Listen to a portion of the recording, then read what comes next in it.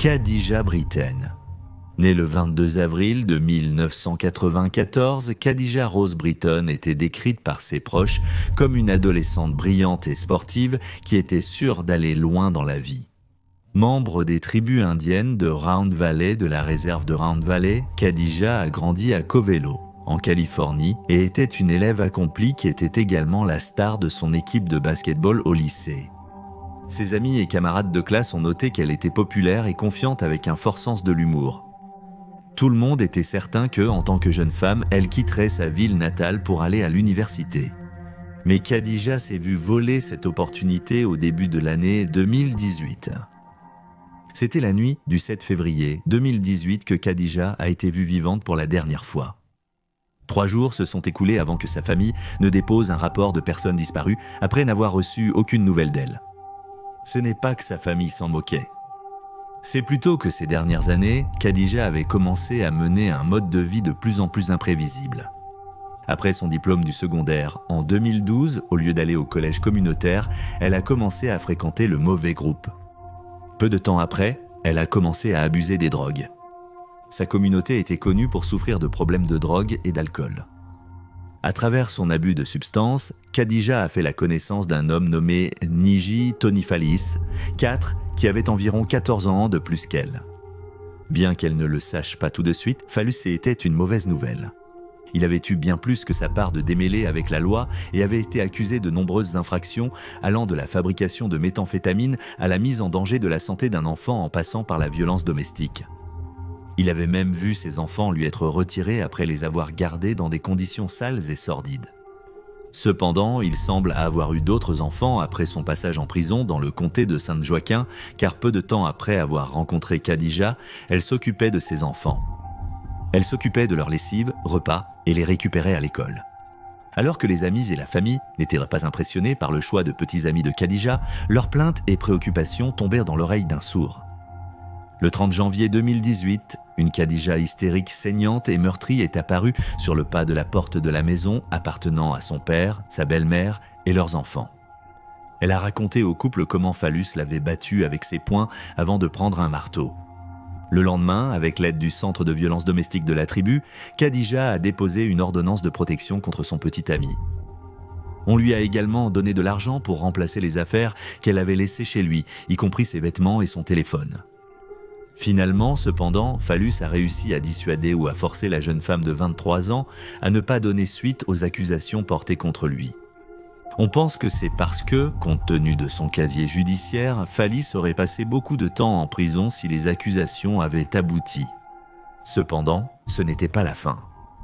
Après que Khadija a été signalée disparue le 10 février 2018, un témoin s'est présenté à la police avec une histoire horrifique. La nuit de sa disparition, on savait que Khadija rendait visite à un ami dans le bloc des 23 000 de la route de l'aéroport. Le témoin a affirmé qu'autour de minuit, Phallus, accompagné de sa nouvelle petite amie, une femme nommée Antonia, est arrivé à la maison dans une Mercedes noire. Armé d'un petit pistolet, Phallus s'est rendu à la porte de la maison et a exigé que Khadija sorte et parle avec lui. Après cela, une altercation physique a éclaté et Phallus a commencé à poursuivre son ex-petite amie autour de la voiture qui était conduite par Antonia. Phallus a réussi à frapper Khadija et à la pousser dans la voiture et les trois sont partis ensemble. La femme de 23 ans a disparu depuis ce jour-là. 10 jours plus tard, à la mi-février, Phallus a été accusé de multiples infractions en lien avec la disparition de Khadija, y compris l'agression, l'enlèvement, le cambriolage de premier degré, les menaces de commettre un crime entraînant la mort ou de graves blessures corporelles, la tentative de meurtre, et pour avoir été un criminel en possession d'une arme à feu et de munitions. Cependant, Phallus a plaidé non coupable et a refusé de coopérer avec les détectives qui enquêtaient sur la disparition de son ex-petite amie. Plusieurs mois plus tard, en juin de 2018, la police a été contrainte d'abandonner la plupart des charges en raison d'un manque de preuves. La caution de Phallus a été réduite et il a été libéré peu de temps après, bien qu'il soit toujours confronté aux accusations de possession d'armes et de munitions. En août, Antonia a été arrêtée pour suspicion d'hébergement ou de dissimulation d'un criminel recherché. Quelques mois plus tard, en octobre, Phallus a plaidé non coupable aux accusations relatives aux armes à feu, tandis que sa petite amie a plaidé non coupable d'être complice d'un crime. Phallus, qui avait 37 ans à l'époque, a été condamné à 4 ans de prison, tandis qu'Antonia a été condamnée à 18 mois de prison et 18 mois sous surveillance. Elle a également reçu l'ordre de ne plus avoir de contact avec son petit ami et a été contrainte de passer 6 mois dans un programme de réhabilitation pour toxicomanes en hospitalisation. Les 2 détectives et la famille de Khadija pensaient que Phallus a tué la jeune femme de 23 ans la nuit où elle a été enlevée. Le problème est qu'ils sont incapables de le prouver sans d'abord trouver son corps. Au cours de l'enquête, les autorités ont interrogé et arrêté de nombreux associés de Phallus. Ils ont également mis en place une ligne d'information anonyme et des affiches de personnes disparues ont été placardées dans tous les comtés environnants. Pendant ce temps, les proches de Khadija ont fait de leur mieux pour sensibiliser à son affaire sur les réseaux sociaux, notamment en créant un groupe Facebook. En 2019, un étang du comté de Mendocino a été vidé lorsque des chiens détecteurs de cadavres ont indiqué que quelque chose y était enterré. Cependant, aucun reste humain n'a été trouvé. Le lieutenant Shannon Barney du bureau du shérif du comté de Mendocino, qui était également membre de la réserve, a déclaré dans un article de 2018 qu'il croyait que quelqu'un savait ce qui s'était passé et où se trouvait Khadija, mais il gardait le silence. Disant à la presse que les démocrates, je cite, « à travers les âges, les peuples tribaux se sont fermés parmi les leurs au sein de leur propre petit système tribal pour se protéger. C'est une partie de la culture. Nous savons qu'il y a des gens qui en savaient plus qu'ils ne nous le disent, mais nous n'avons pas pu briser ce tribalisme. » En 2018, une récompense de 50 000 $ a été mise à disposition. Cette récompense a été doublée en 2020 avec l'aide du Federal Bureau of Investigation. Qui ont aidé dans l'enquête? La famille de Khadija a continué à chercher des réponses. En mars 2018, son père, Jerry, et l'un de ses frères l'ont cherché dans le paysage enneigé de la forêt nationale de Mendocino après avoir reçu un tuyau. Lorsque leur véhicule utilitaire sport s'est enlisé, le duo a continué à pied, mais leurs efforts se sont avérés vains. Jerry a enquêté sur des bâtiments abandonnés et des poulaillers en portant une pelle avec lui lorsqu'il sort pour pouvoir vérifier d'éventuelles tombes peu profondes. Bien que le coupable dans ce cas semble évident, la famille n'a toujours pas obtenu de clôture ou de justice. Le corps de Khadija n'a toujours pas été retrouvé, et il est probable que sans lui, Phallus ne sera pas inculpé. L'affaire est toujours ouverte et active. Si vous avez des informations sur l'emplacement de Khadija ou de ses restes, vous pouvez contacter la ligne d'information du bureau du shérif de Mendocino au 707 234 2100.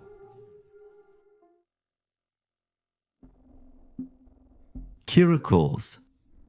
Née le 24 septembre 1992 de Joseph Coles et Karen Phillips, Kira était la 4e de 5 enfants et semblait avoir une éducation relativement normale.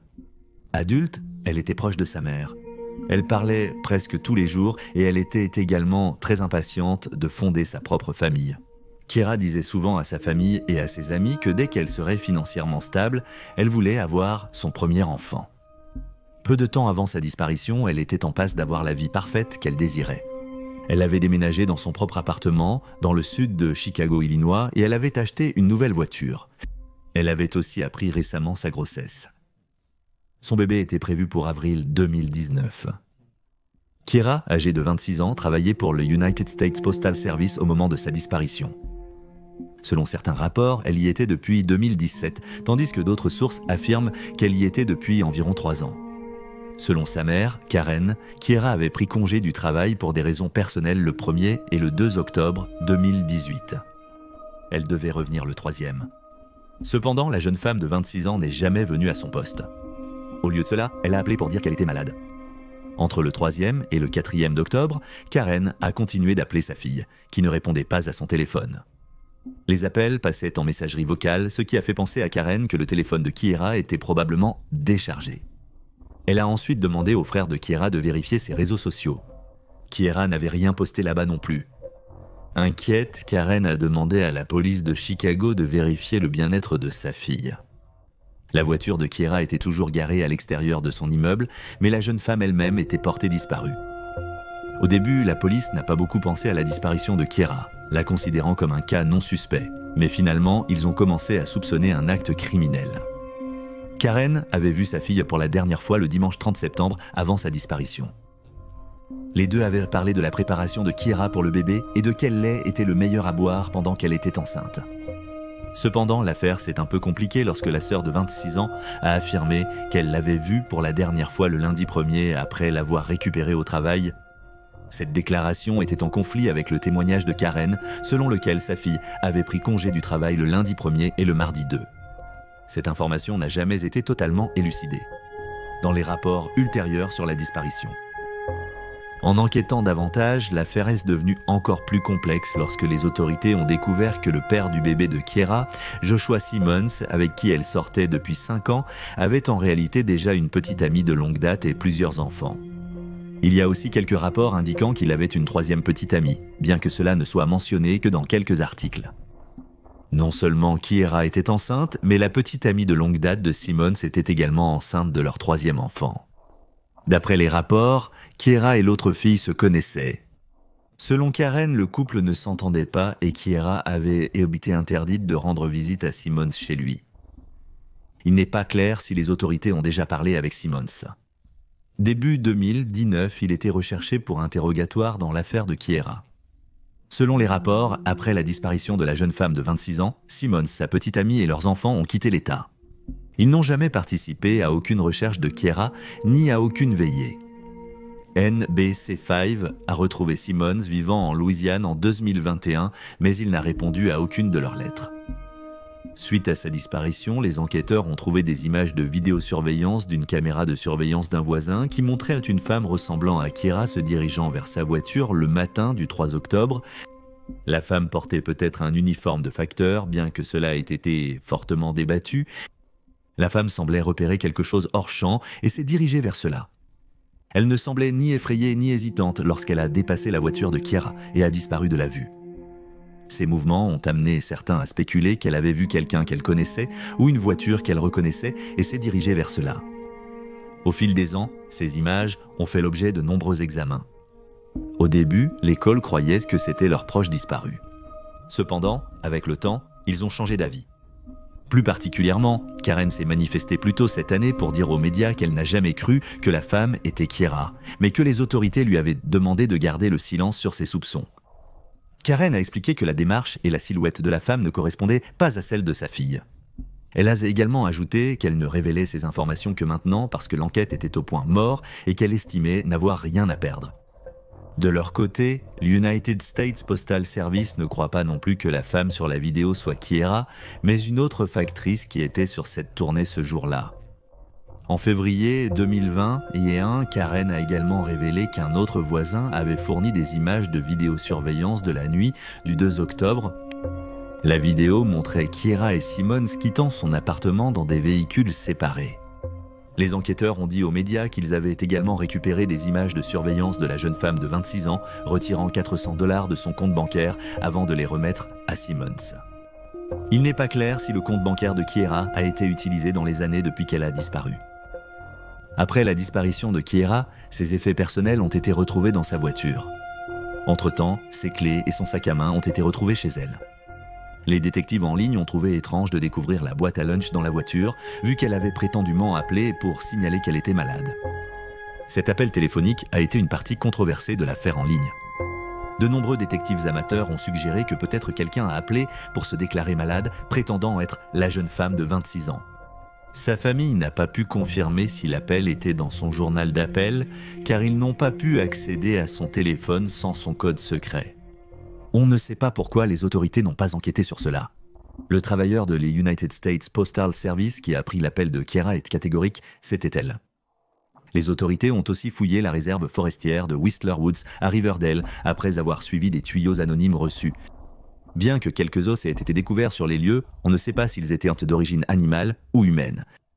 De nombreuses zones à Chicago et aux alentours ont été fouillées, mais en vain.